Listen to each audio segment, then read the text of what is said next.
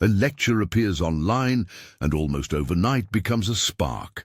Clips are shared, screenshots circulate, and then, strangely, the video is gone. Mirrors vanish, comments are scrubbed, and the professor's name becomes a rumor. A lecture that challenged the foundations of what many accepted as Christian reality has slipped through the cracks. Why would a university talk about Jesus be treated like contraband? What would be so threatening about a renewed reading of his words that a lecture could be erased from public view? This is the question at the heart of the title we've given this investigation. This professor reveals how the church manipulates reality through Jesus' teachings. It is a provocative claim, and it must be treated as such. Provocative enough to demand sober scrutiny. My goal here is not to entertain conspiracy for its own sake, but to follow a line of evidence, text by text, context by context, policy by policy, always noting where historians disagree, about whether the shape of Christianity we know was, in important ways, remade by institutions that needed order, unity, and social control. Imagine a voice that always points inward. Imagine a teaching that insists the divine is directly accessible, that the kingdom is not a far-off realm, but something present within. Now imagine an organizational system that requires intermediaries, priests, bishops, sacraments, hierarchies, to sustain itself. What happens when these two streams meet?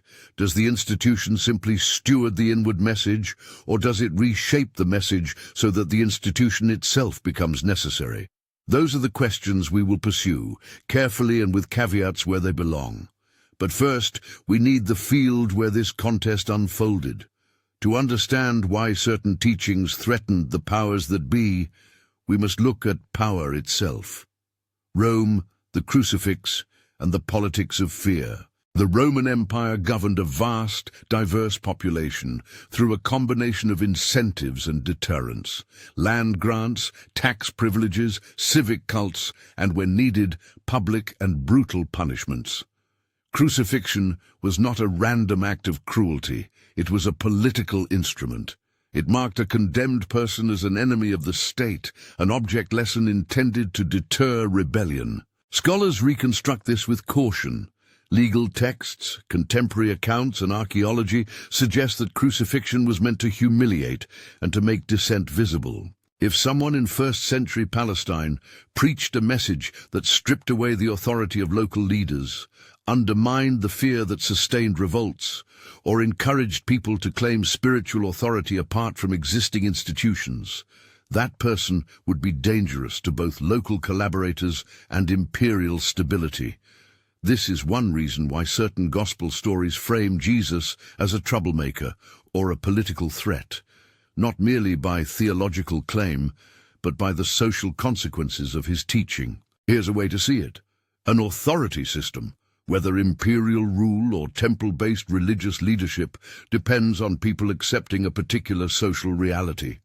If ordinary people are told that the path to salvation or fullness requires clerical mediation, ritual compliance, or a particular set of public performances, those institutions maintain leverage. If instead a message circulates claiming that each person carries the divine within, that inner knowledge is the path, then the social architecture that depends on intermediaries is weakened. That's the structural argument. It's not a proof that any single council invented Christianity in one afternoon. It's a political and sociological frame. Teachings that reduce dependence on intermediaries will unsettle institutions powered by those intermediaries. This explains why certain teachings provoke harsh responses from established centers of power. It also explains why the stakes were high, sometimes fatal, for those labeled heretics or troublemakers in later centuries. We will return to the historical record on persecution more precisely, noting where scholarship supports certain episodes and where the extent of suppression is debated. If this framing resonates with you so far, if you care about how ideas become institutions and how institutions shape belief, Keep watching. The questions we'll ask will require patience and a willingness to sit with uncertainty. Two streams in the early movement, James and Paul. The earliest Christian movement was not monolithic. In the decades after Jesus' death, different groups claimed his authority and interpreted his words in divergent ways. Two names become useful as shorthand for competing tendencies. James, often described as a leader of the Jerusalem community and a close relative of Jesus, and Paul, the missionary thinker whose letters shaped much of what later became Orthodox theology. Again, scholars debate timelines and influences. There is no single uncontroversial map, but one interpretive reconstruction is useful for our purposes.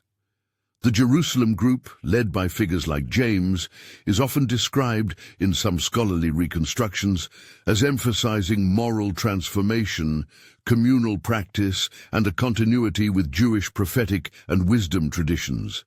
Their focus was praxis, how one lived the new life, and they often emphasized direct access to God for ethical transformation. By contrast, Paul, writing to Gentile communities across the Mediterranean and operating largely outside Jerusalem's structures, developed theology that emphasized faith, justification, and the role of Christ's death and resurrection in reconciling humanity to God.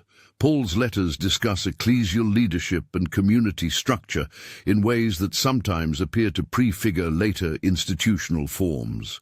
Elders, overseers, letters of authority, and disciplinary practices. This contrast is often simplified too far in popular accounts.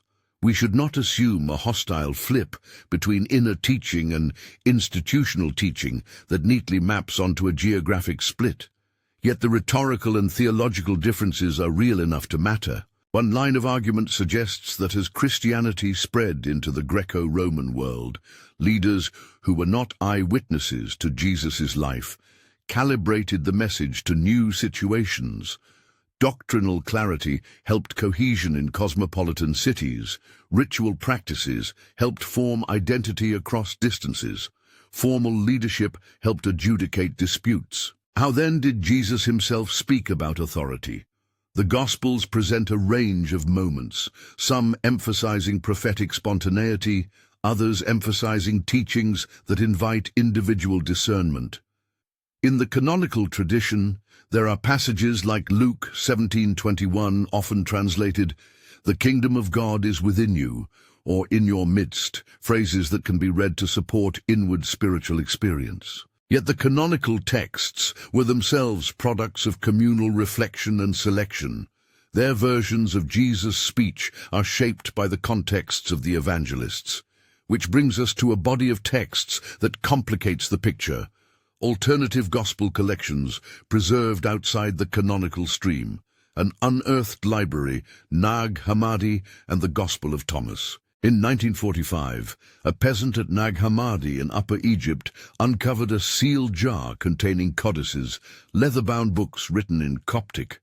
The cache included a remarkable mix, gospels, treatises and sayings that did not make it into the later Orthodox canon. Among them is the text commonly known as the Gospel of Thomas. Let me be clear, the provenance and dating of these texts are debated. Some scholars argue that elements preserve very early oral traditions. Others see them as later, regionally distinct compositions. What matters for our investigation is less a claim that Thomas is the original gospel than that it offers a coherent alternative portrait of Jesus' teaching, one that privileges sayings about inner knowledge. Consider a few short sayings from that text, rendered here in standard English translations and attributed to the Gospel of Thomas, Nag Hammadi Codex, dating disputed among scholars. Read them as evidence of an alternative emphasis, not as an absolute historical verdict. If those who lead you say to you, "See, the kingdom is in the sky," then the birds of the sky will precede you. If they say to you, "It is in the sea," then the fish will precede you. Rather, the kingdom is inside you, and it is outside you.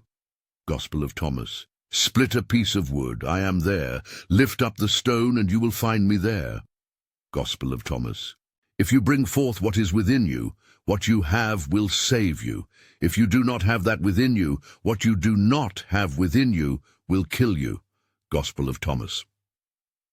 These sayings cohere around a theme: discovery, self-knowledge, and an immanence of the divine that does not rely on ecclesiastical mediation. That contrast between a spirituality of inward discovery and a system that institutionalizes access lies at the core of the charge suggested by our title. But we must not simply romanticize Thomas. Historicizing these sayings requires caution. Some scholars argue that Thomas reflects a Christian strand that developed alongside and in dialogue with other Jewish and Hellenistic spiritual currents. Others contend that it preserves independent early traditions. Dating is uncertain, and the manuscript we have is, crucially, a 4th century Coptic translation. That means Thomas's immediate form is centuries removed from events in Palestine, and any claim that it is closer to the historical Jesus must be made tentatively and in conversation with specialists. Still, the presence of these alternate voices raises a sociological question. When institutions consolidate, which narratives are amplified and which are sidelined? Consolidation, Constantine, Nicaea, and the politics of unity. By the early 4th century, Christianity had a significant presence across the Roman world. Constantine's conversion, or more precisely, his patronage and political sponsorship of Christianity, changed the stakes. When an imperial power decides that a religion will be favored, the incentives shift dramatically. Religious unity becomes, in the imperial calculus, a tool for political stability. A single, coherent public religion can be easier to govern than a patchwork of sects with divergent loyalties. The Council of Nicaea, convened in 325 AD, note, that is the widely accepted date in scholarship, is often cited as a decisive political moment. It was a gathering of bishops, not a secret conclave that instantly wrote doctrine into stone. The council addressed specific theological disputes, most famously Arianism about the nature of Christ, and sought to achieve consensus across a geographically dispersed church. Descriptions that reduce Nicaea to a single invention of Christian orthodoxy simplify a complex, often contentious process. Still, the council is emblematic of a broader trend. Elites convening to define boundaries, settle disputes, and create a usable public orthodoxy that would function within an imperial polity. Another contested issue is the formation of the canon. Popular narratives sometimes suggest a single council decided the books, and that all other books were then burned. The reality is more intricate. Canon formation was a multi-century process involving regional variations, lists, and theological debates. Some writings were widely read in some areas and ignored in others. The suppression of certain texts happened in different places and times and took various forms, arguably sometimes political, sometimes pastoral, sometimes pragmatic. There were periods of persecution for certain groups and beliefs in certain regions and times. There were also moments of syncretic inclusion. Scholars debate the scale and systematicity of book burnings or bans. When claims of wholesale empire-wide suppression are made without nuance, they risk overstating the case. What we can say with confidence is twofold. First, institutional consolidation tends to favor texts and teachings that support and stabilize institutional authority. Second, alternative voices that emphasize directness of access or that undermine hierarchical claims will have less institutional support and thus are more likely to be marginalized over time. Patterns and parallelisms, solar myths, symbols, and the language of syncretism. Another layer of the argument that some researchers offer is comparative. Christianity did not emerge in a vacuum. The Mediterranean world was saturated with religious symbols, festivals, and myths that encoded cosmic rhythms. birthdays of gods aligned with solstices, 12-part mythic structures that paralleled civic calendars, and solar motifs that narrated cycles of death and rebirth. For example, the observance of December 25th as the celebration of Christ's birth has multiple competing explanations. One of them links later Christian ritual calendars with earlier solstice festivals or the celebration of the unconquered sun.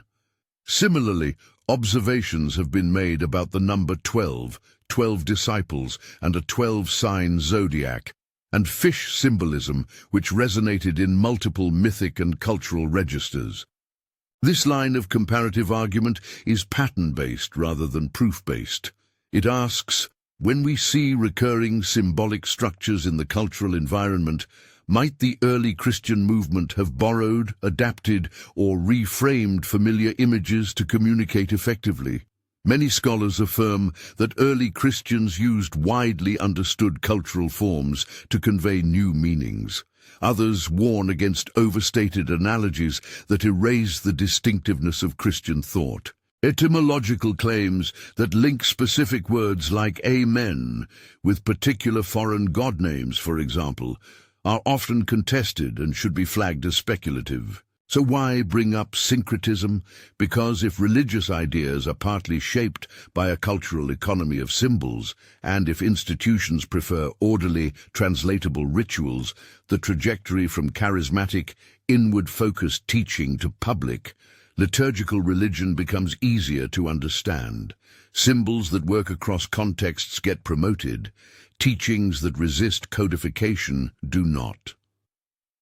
The human factor, comfort, authority, and the Grand Inquisitor. History alone does not explain why vast numbers of people accept institutional authority. For that, literature gives us a useful parable. Dostoevsky's The Grand Inquisitor imagines an institutional church that prefers redemptive certainty to the unsettling freedom that real choice entails. In the parable, people choose bread, order, and miracles instead of the burden of spiritual freedom. The captive Christ, silent in chains, embodies a radical offer of freedom that the institutional church fears, because freedom complicates governance. Dostoevsky is not a historian, but he is a keen psychologist. His narrative helps us see why people sometimes trade agency for security. Social science adds empirical texture. People often prefer clear rules when existential anxiety is high. Institutions that promise certainty, prescribed rituals, and interpreters of divine will can appear as life-saving structures in tumultuous times. That explains, psychologically, why programs that reduce ambiguity can become popular, even when they distance individuals from direct spiritual agency. This is not a moral indictment of believers who find comfort in established institutions. It is an observation about human beings under pressure. It also frames the ethical challenge at the heart of our title's claim. If institutions manipulate religious reality by privileging certain texts, by defining how people access the divine, by shaping rituals, then the human tendency to prefer certainty helps explain how that manipulation can be effective. From theory to evidence, how to read sources responsibly. Before we proceed further into the text-based and archaeological evidence, into the codices at Nag Hammadi, the fragments in the Oxyrhynchus papyri, and the debates among patristic writers, we need a methodological note. The claims we examine are of varying scholarly standing. Some are well documented. The existence of competing Christianities in late antiquity is widely acknowledged. Others are more speculative. Broad claims about systematic, empire-wide eradication of texts or monolithic conspiracies are not supported by the nuanced work of historians. Where a claim is contested, I will present it as contested and point to the kinds of evidence scholars use: citations from church fathers, manuscript finds, legal codes, and archaeological contexts. If you are watching with the impulse to find decisive proof one way or another, brace yourself for complexity. Historical evidence is often fragmentary, ambiguous, and interpretable in more than one direction. That does not mean we cannot make responsible judgments.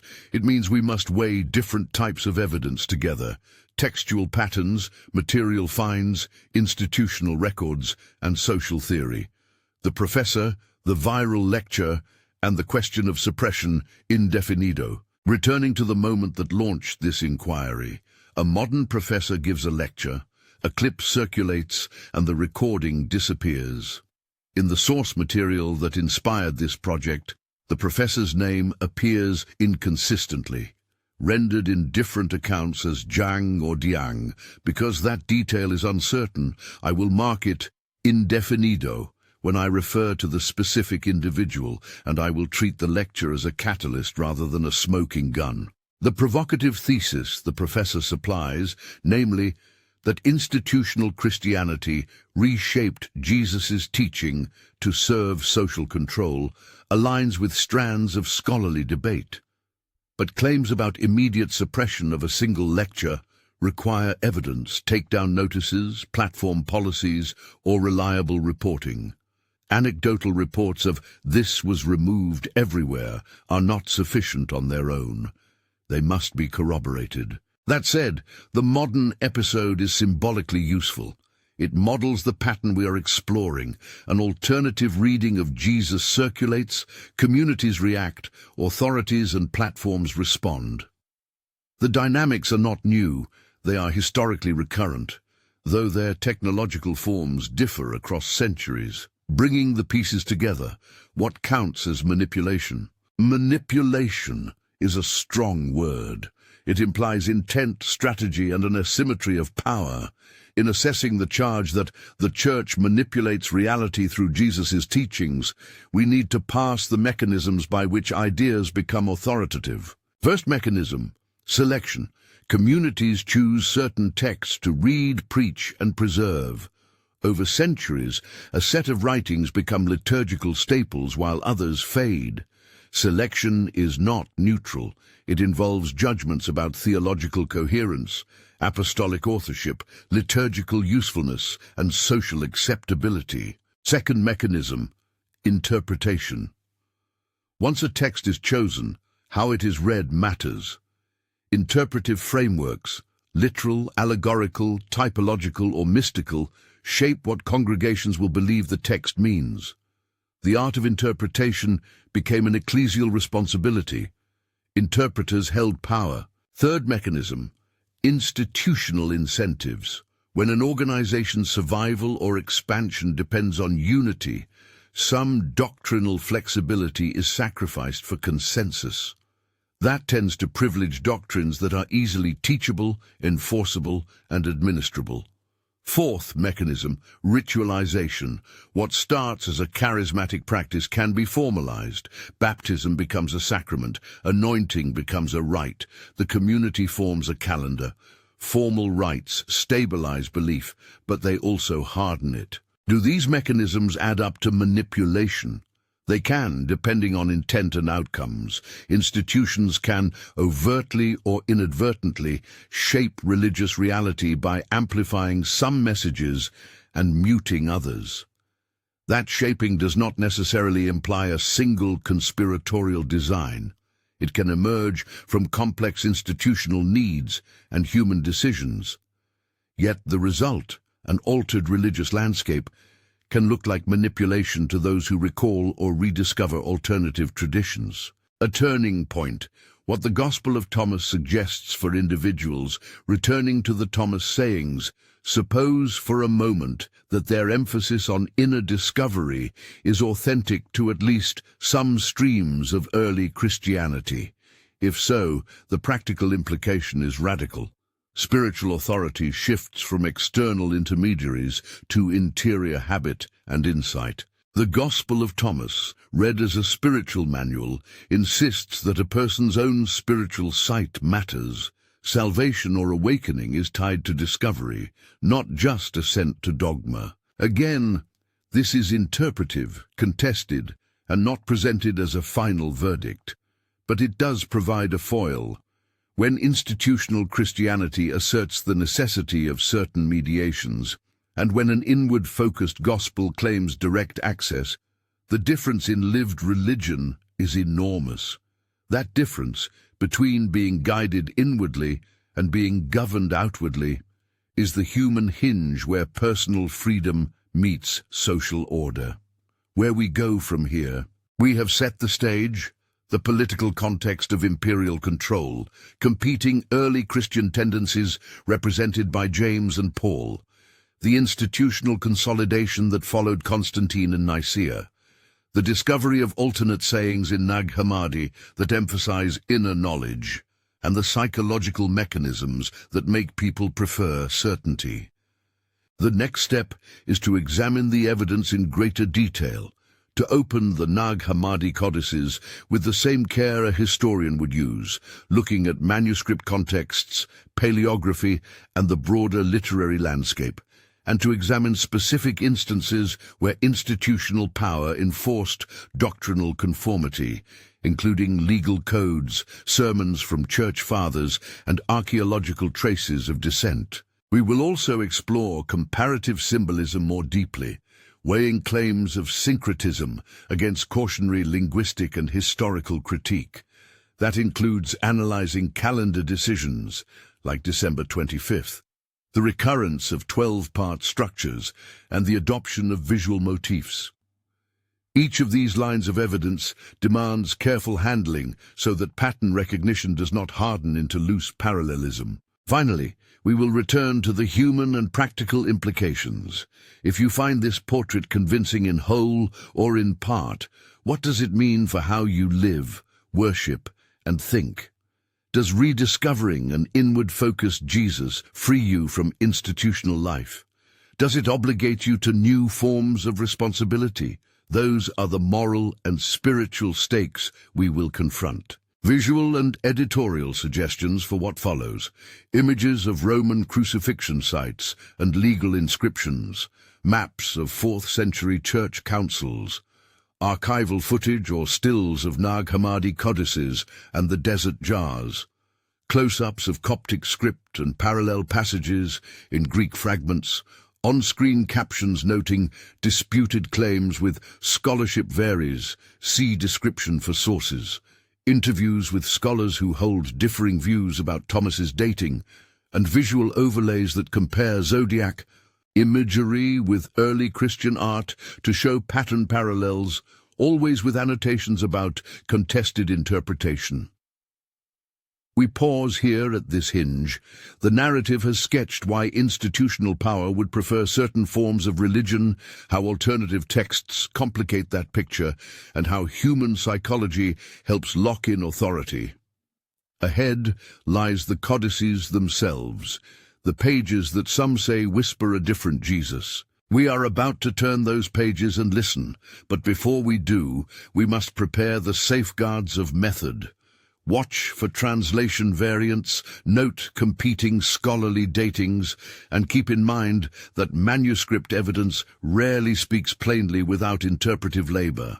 Only when we read the texts in their nuance, line by line, saying by saying, will we be able to weigh whether the Church's institutional decisions represent manipulation, adaptation, or something more ambiguous. The stakes are not merely academic.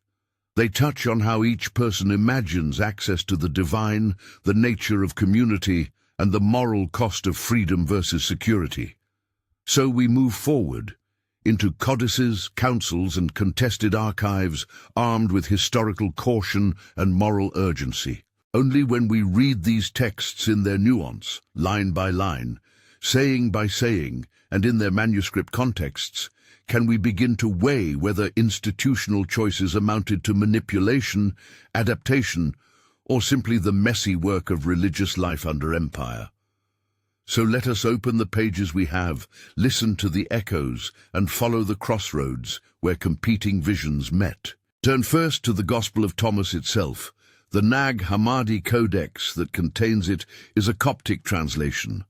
That matters. The book in our hands is not a verbatim transcript of a single event, but a curated collection of sayings preserved, translated, and copied by communities many generations removed from Galilee. Still, its form, a string of aphoristic sayings, sometimes brusque, sometimes poetic, draws attention away from narrative scaffolding toward direct utterance. In other words, Thomas invites the reader to treat sayings as spiritual prompts, not liturgical stories of death and resurrection. That formal difference is part of the hermeneutical contrast. Consider a few more Thomas fragments that sharpen the issue. One line reads, "Become passers-by." Another instructs, "If you do not fast from the world, you will not find the kingdom." Each short saying nudges the hearer toward a mode of interior practice, disentangling from the powers of the social order, cultivating separation, and awakening inward sight. In practice, such guidance points away from public rites as the primary locus of salvation and toward disciplined interiority. Now compare that posture to how later ecclesial structures functioned. A ritualized public religion does not necessarily deny the value of inner transformation. Indeed, many liturgical traditions insist that rites awaken the heart.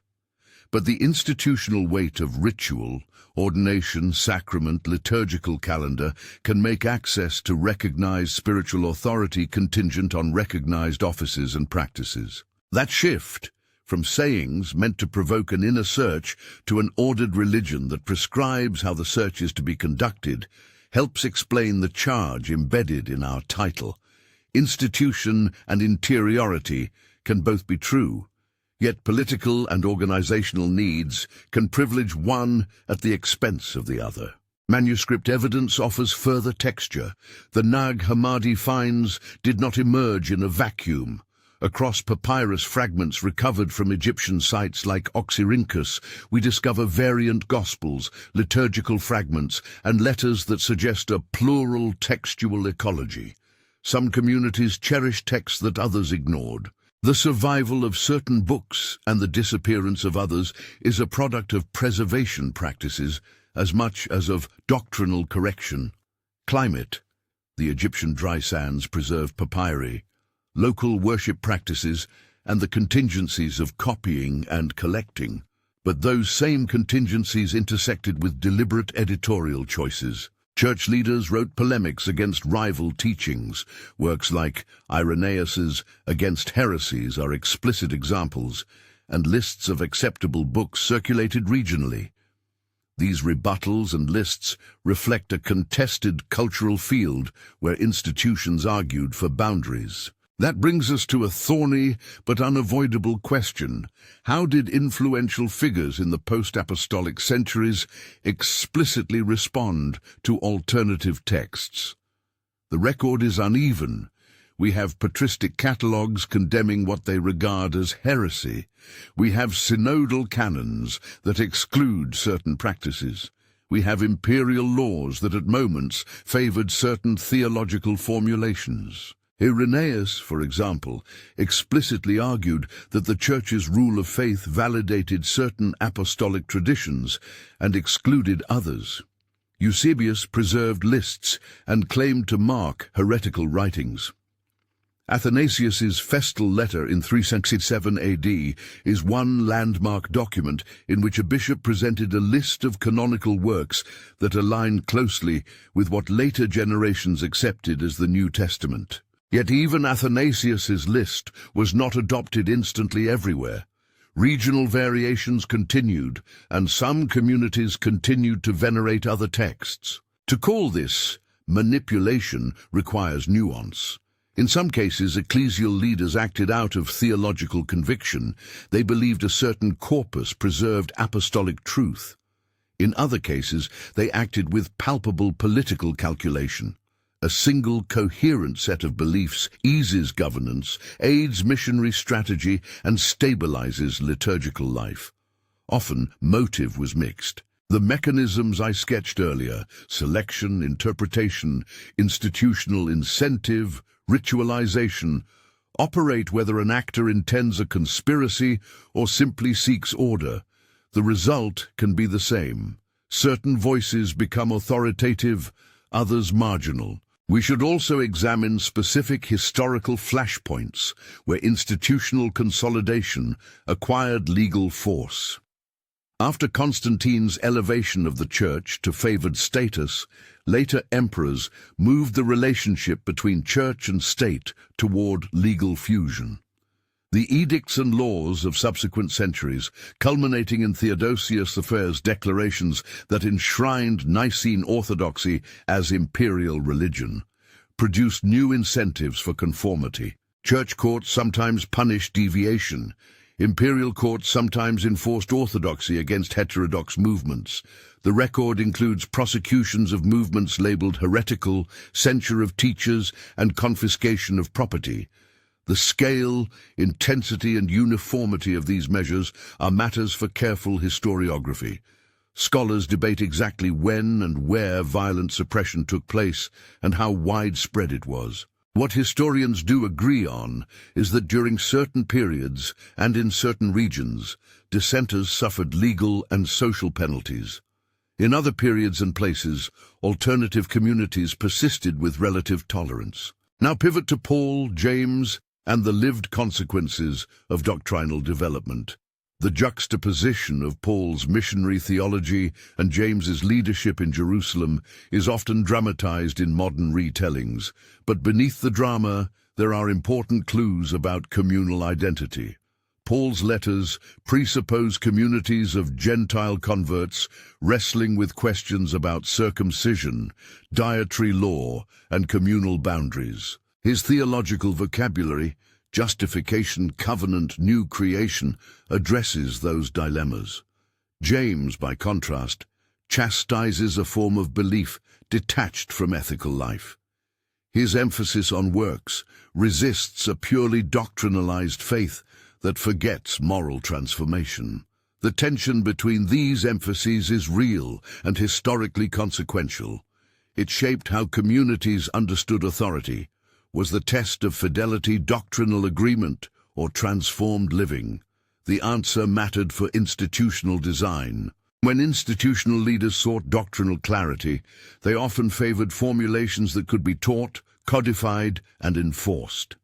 Creeds, concise statements of belief, are a tool for teaching and boundary making. They are not themselves the whole of religious life, but they are efficient instruments for shaping consensus. In contested environments, efficiency often wins. But ideas rarely die if banned.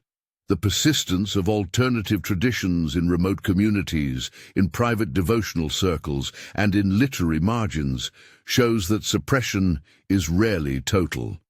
Nag Hammadi's survival is testament to that reality. The codices were buried, perhaps deliberately, perhaps by accident, and remained hidden for centuries. Their re-emergence in modern times complicates narratives of finality. If institutional consolidation produced a dominant public discourse, it did not entirely eradicate heterodoxy. That fractal persistence is important because it allows us to ask a second question. Did the institutional reshaping actually succeed in eradicating the lived experience of interiority, or did it remold it, absorb it, and sometimes disguise it within liturgical forms? Here we must grapple with another set of sources, the stories that canonical texts themselves tell about authority. The Gospels contain contradictory impulses. In some scenes, Jesus speaks in parables and then instructs disciples privately. In others, he performs public acts that generate followers. The tradition sometimes portrays access to wisdom as exclusive, given only to insiders, and sometimes as opportune for anyone who will listen. The institutional church favored readings that stabilized hierarchy, apostolic succession, episcopal oversight, sacramental mediation. Yet mystics, desert fathers, and monastic movements preserved an inward striving spirituality inside the institutional framework. Those currents show that institutional religion and an inward quest were not always in binary opposition. They were often in complex negotiation. To deepen our assessment, Consider comparative symbolism, how cultural languages were repurposed by early Christians. The mapping of December 25th onto the birth of Jesus is contested. One theory points to the Roman festival of the unconquered sun and the symbolic power of solstice celebrations as a plausible vector of adaptation. Another theory traces the date to Computus issues, calendar calculations made by Christian scholars like Dionysius Exiguus. Both explanations exist alongside each other in scholarship. The more defensible claim is a modest one. Christian communities sometimes adopted and reinterpreted existing cultural practices to convey theological meaning in a familiar idiom. That is a rational, strategic communication choice rather than a secret conspiracy. It is also the kind of thing institutions naturally prefer. Familiar calendars and symbols help stabilize identity and reduce friction in conversion. The 12 is another case in point. A 12-fold division had resonance across Mediterranean cultures, from zodiacal charts to administrative units. Early Christian authors used numbers symbolically, and a 12-apostle motif can be read as a way of linking the new movement to an imagined cosmic order. Whether the selection of 12 disciples was a deliberate astronomical encoding or a theological appropriating of a widespread symbolic category is debated. The correct takeaway, again, is caution. Cross-cultural parallels are suggestive and can illuminate process, but parallelism is not proof of derivation. Etymologies are especially treacherous. Claims that specific Christian words derived from ancient gods are often speculative and disputed. Amen, for instance, has strong Semitic roots and theological continuity inside Jewish prayer practice. Suggested links to Egyptian deity names fall into a speculative category and should be treated as contested etymologies. Whenever a linguistic connection is used to bolster a grand thesis of syncretism, it merits footnote-level caution. Interesting pattern, possible influence, but not decisive on its own. All of this analytical balancing, reading texts carefully, weighing material evidence, parsing institutional motives, and watching for overreaching claims, leads back to a human question. Why do people, across time and culture, capitulate to an authoritative narrative? Dostoevsky's Grand Inquisitor offers an arresting literary answer. The burden of freedom is heavy, and many prefer the warmth of structure. Social scientists expand this. When existential uncertainty rises, human beings often accept tools that reduce ambiguity. In religious life, those tools include priests, creeds, and sacraments. In political life, they include laws, symbols, and rituals. The bargain is simple but morally complex. Give up some autonomy for security, community, and meaning. Recognizing that bargain helps us see institutional shaping not merely as villainous manipulation, but as a human compromise with costs and benefits. For many, the costs are worth it. The sacramental life, pastoral care, and community belonging are profound goods. For others, the costs include the loss of an interior sovereignty the Gospel of Thomas seems to prize. At this point, the investigative burden shifts from abstract reconstruction to concrete, testable inquiry. What evidence could tip a reasonable person from suspicion to conviction about the degree to which institutions reshape Jesus' sayings into instruments of control? The answer lies in triangulation, textual cross-checks, comparing sayings across multiple manuscripts and languages, documentary traces, letters, synodal records, legal codes, archaeological footprint, the physical distribution of texts and artifacts, and sociological patterns, how communities organized, disciplined, and rewarded compliance. One line of research to pursue is the comparative reading of parallel sayings. When a saying appears both in Thomas and in a canonical gospel, do the two versions point to similar meanings, or do they diverge? For instance, compare a Thomas saying that emphasizes inward discovery with a canonical parable that emphasizes communal responsibility. If the canonical text incorporates the inward motif but reframes it to support collective ritual, that reframing suggests a process of translation from oral, charismatic sayings into institutions that sustain community. That is not necessarily manipulation. It is a mutating of meaning as religion grows. Another avenue is the study of polemical literature. Church fathers often wrote polemics that reveal what they found threatening. Irenaeus, Tertullian, Hippolytus, Epiphanius, and other heresiologists catalogued teachings they rejected.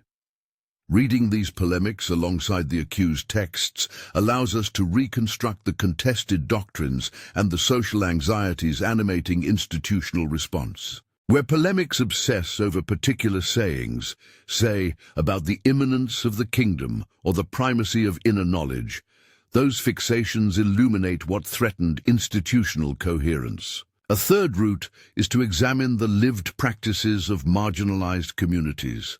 Archaeology, funerary inscriptions, and domestic remains sometimes reveal alternative liturgical patterns, small house churches with their own iconographies, tombs inscribed with sayings, or amulets bearing unusual phrases.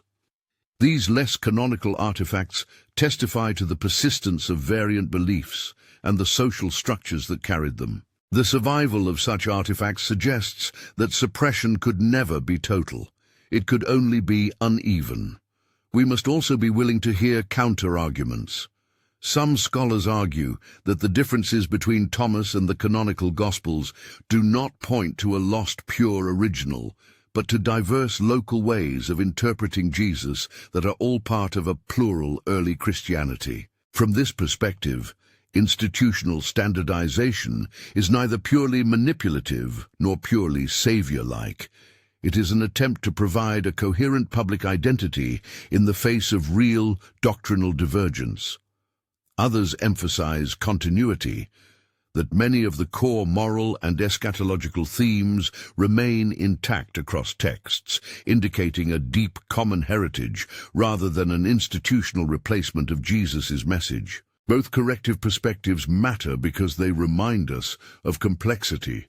The provocative title that began this investigation, "This Professor Reveals How the Church Manipulates Reality Through Jesus' Teachings," functions as an urgent hypothesis. But hypotheses must be tested. In testing them, we must attend to the diversity of early Christian voices, the motives and methods of institutional actors, and the social conditions that made certain compromises attractive. What then are the responsibilities of someone watching this investigation and feeling a stir of both outrage and curiosity? First, read primary sources with attention and skepticism. The Nag Hammadi Library is available in English translations. Read the Gospel of Thomas alongside the canonical Gospels, not to toss out one for the other, but to see how emphases shift. Read patristic polemics, not only to learn what institutions condemned, but to understand why they felt compelled to condemn it. Read modern scholarship across the spectrum. Historians who emphasize continuity, historians who emphasize diversity, and textual critics who excavate manuscript evidence. Second, cultivate method. Ask, what sort of evidence supports this claim? Is it a single citation, a pattern across multiple witnesses, or a coincidence of symbols? Does the argument depend on contested etymology? If so, treat such claims as provisional. Where claims involve modern incidents, like the disappearance of a viral lecture, seek corroboration in platform records, reliable news reporting, or legal documents. Anecdote, however potent emotionally, does not equal documentary proof. Third, practice humility in interpretation. Many of the texts we examine were produced by people in high-stakes cultural liminality, communities negotiating identity, power, and survival. Their writings are rhetorical acts embedded in polemics, devotion, and disciplinary aims. To read such texts as pristine windows to a historical moment is to miss their complexity. Better to read them as voices in conversation, sometimes in agreement, sometimes in fierce dispute. Finally, consider the ethical stakes. If Jesus' sayings, read inwardly, insist on personal responsibility and the discovery of the divine within, then recovering that emphasis is not merely an intellectual exercise, it has existential implications for how a person prays, how a community organizes, and how religious authority is evaluated. But recovering interiority need not mean rejecting all institutional forms. Many traditions hold both. They maintain sacramental life while cultivating inner disciplines. The question is not simply which is true. It is how we live when given the knowledge that both streams have always coexisted. As we close our investigation, there are practical steps to recommend for anyone who wants to follow this inquiry responsibly. Read the Gospel of Thomas alongside a historical introduction. Elaine Pagels's work has opened public awareness about Nag Hammadi, and there are accessible academic translations that include commentary on dating and manuscript history. Read the patristic critics. Select passages of Irenaeus and Athanasius to see how ecclesial authority was defended. Consult historians such as Bart Ehrman for textual criticism and others who offer counterpoints about continuity. Above all, consult annotated editions and peer-reviewed articles where possible. The internet is rich, but not all rich resources are reliable. If you are moved toward inner practice, adopt small experiments. Set aside daily time for reflection. Journal your experience of what inner discovery might feel like, and test whether interior exercises change your ethical choices. If you are embedded in a faith community and find tensions between your experience and institutional norms, proceed with care. Dialogue, not demolition, tends to bear better spiritual fruit. Practice curiosity with charity, critique institutions where they harm, and preserve relationships where they nourish. A few editorial notes for producers and editors following this script.